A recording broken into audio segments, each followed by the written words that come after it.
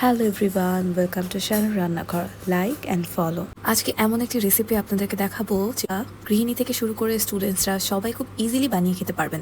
আর যে গরম পড়েছে, এই গরমে এটা হতে পারে একটা রিফ্রেশিং ডিজার্ট।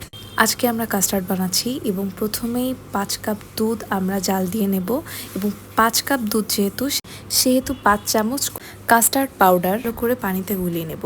এবার ভালো মতো গুলানো হলে দুধটা যখন বলক দিয়ে আসবে তখন 5 কাপ দুধের মধ্যে কাস্টার্ড পাউডারটি দিয়ে নেব। ও হ্যাঁ, পরিমাণ মতো চিনিও অ্যাড করতে হবে।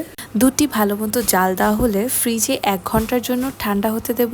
আর এই ফাঁকেই আমি কাস্টার্ডে মেশানো প্রয়োজনীয় ফলগুলো কেটে নিয়েছি। দেখতে পাচ্ছেন এখানে খেজুর কুচি রয়েছে, আছে আপেল কুচি, কলা কুচি, বেদানা, আঙ্গুর কুচি। এছাড়া আপনারা আপনাদের পছন্দের ফলগুলো এখানে মেশাতে পারেন। এরপরে ফ্রিজ থেকে মিশ্রণটি বের করে ফলের সাথে ভালো মতো মিক্স করে সার্ভ করব ফ্রুট কাস্টার্ড। রেসিপিটি দারুণ সহজ না? এই গরমে এবং রোজায় যে সকল স্টুডেন্টরা ম্যাচে থাকে তারা কিন্তু চাইলে খুব সহজে এই কাস্টার্ডটি বানিয়ে বন্ধুরা মিলে খেতে পারে।